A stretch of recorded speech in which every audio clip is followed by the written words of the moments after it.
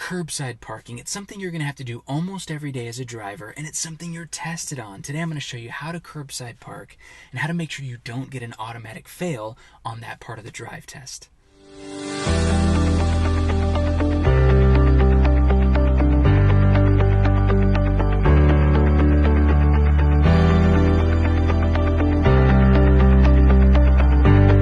So let's say you want to curbside park, or you're taking your drive test and your examiner says, please curbside park. We want to start with our signal, check our rear view mirror, right mirror, blind spot, we're smogging in, and then we want to go into the curb. Now the closer we get to the curb, the slower we want to go, so that by the time we get close to the curb, we're going at a nice slow walking speed. Then we want to try to get around 18 inches or closer to the curb, and when we like our distance, we're going to stop, put the car in park, and that's it. That's the curbside park. Now I recommend starting a little far from the curb. Give yourself a little extra room from the curb when you first start out curbside parking, and then get closer and closer. That's so you don't hit the curb and pop your tire or kind of do damage to the sidewall of your tire. Now, real world, it's good to get kind of close to the curb, because then there's less of a chance someone's going to hit your car on the left side. But on your drive test, if we hit the curb, it's an automatic fail. So I tell people, hey, you've got 18 inches. Take advantage of those 18 inches on the drive test.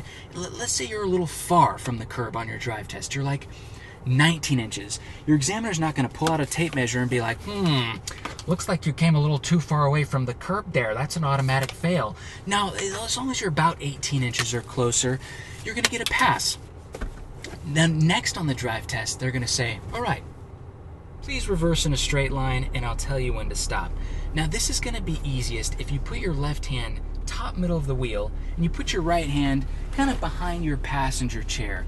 Now during this part of the test, we need to look 90 to 95% out our back window.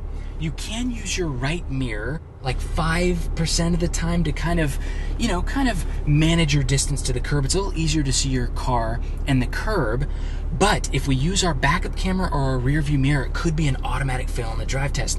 A lot of people I teach just kind of stay facing forward as they try to back up, but that's a for sure way to fail the test. So we throw our left hand top middle of the wheel, and that's because then, without even looking at the wheel, you know when your wheels are straight because your hand will just be at the top of the wheel.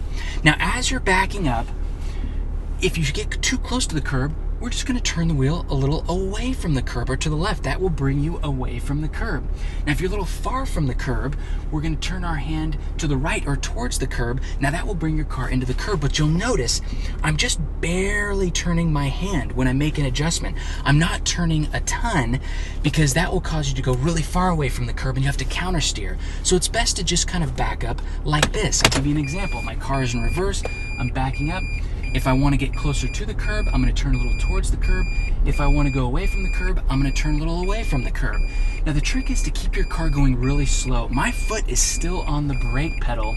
I'm keeping the car going at a nice slow walking speed. Now at some point your examiner's going to say, all right, that's far enough. You're going to stop, put your car in park. You can set the emergency brake, and then they're going to say, all right, let's continue straight. We put the car in drive, we're going to release the emergency brake. Now we need to smog, so we're going to do our left signal, rear view mirror, left mirror, blind spot. If it looks good, you can pull back out and continue straight. Now, of course, if a car is coming down the street, if you see one in one of your mirrors or blind spot, you're going to let them go if it looks like you could impede their right of way. Now that's the curbside park. It's a fail in the test if we hit the curb, it's a fail if we don't smog. And other than that, you're looking pretty good.